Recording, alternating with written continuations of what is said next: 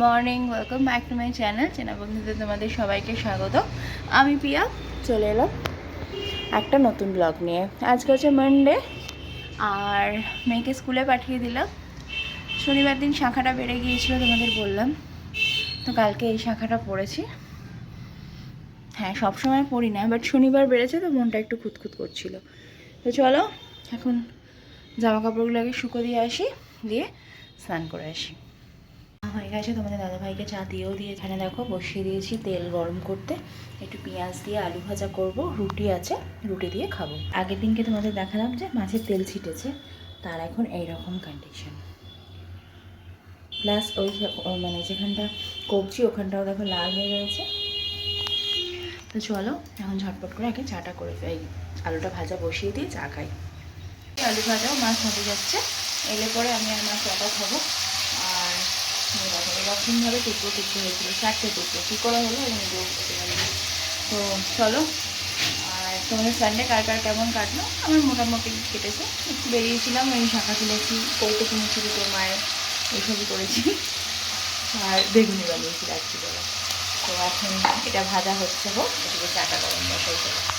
এবার বসে একটু চা খাই, চা খেয়ে তারপরে একটু ডিম ভাজবো।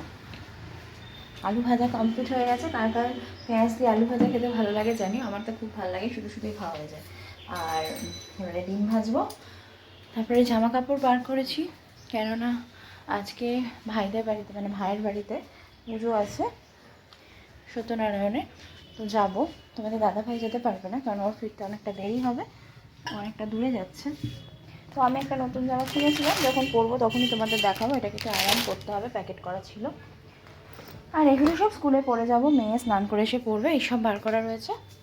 আর ও আমাকে একটু তাড়াতাড়ি যেতে বললো কালকে রাতে ফোন করে, যেহেতু আমার মাসি মেশো কেউই আর বর্তমানে নেই।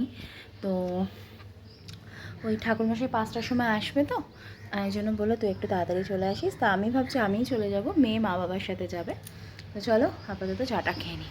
চলে এসেছি নিতে, প্রচণ্ড রোদ্দুর, পেছন ঘুরে দাঁড়িয়েছে ওই জন্য। এখন বাজে 11টা 10। সামনে টোটোতে কথা বলে এলাম, ওখান থেকেও যাওয়া যাবে, তাহলে আর রাস্তা পার হওয়ার ঝামেলা থাকবে না।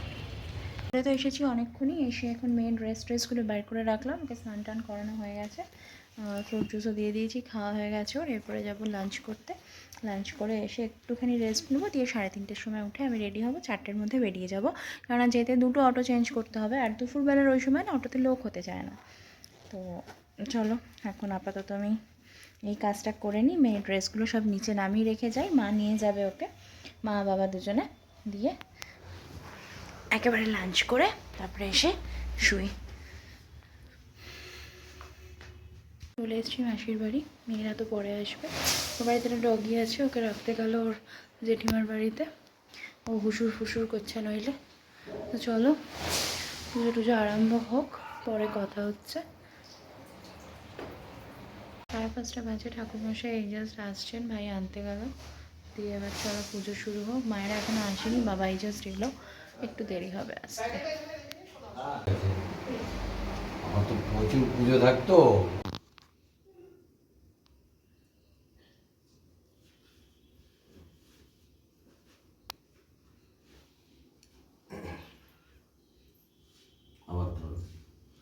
বলো ওম কর্তব্য হস্মি গণবত্তাদি নানা প্রাতঃ চাচ্ছি যদি মন্ত্র পুষ্পী রাম অর্ঘ ওই তো ওখান থেকে একটুখানি দাও।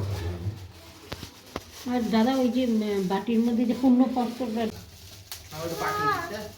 ওম গীত সহ্য বিল্লবত ওম সং সূর্যায় স্বাহা ওম ঘৃত সহ্য বিল্লবত ওম হ্রিং দুর্গা বৈ স্বাহা ওম ঘৃত সহ্য বিল্লবত ওম কঙ্কটিকা। বাড়ি এলাম রাত্রি 9টায়, আর ভালো লাগছে না। আমি গিয়েছিলাম তো 4:30, অনেকটাই আগে। মায়েরা গেছে তাও প্রায় 6:30 নাগাদ। তো চলো ব্লগটা এখানেই শেষ করছি। নতুন ব্লগ নিয়ে খুব তাড়াতাড়ি আসবো, ততক্ষণের জন্য টাটা। সবাই খুব সুস্থ থেকো, ভালো থেকো, সর্বোপরি সাবধানে থেকো। ভিডিওটা যদি কোথাও ভালো লেগে থাকে চ্যানেলটাকে লাইক করতে, সাবস্ক্রাইব করতে একদম ভুলো না।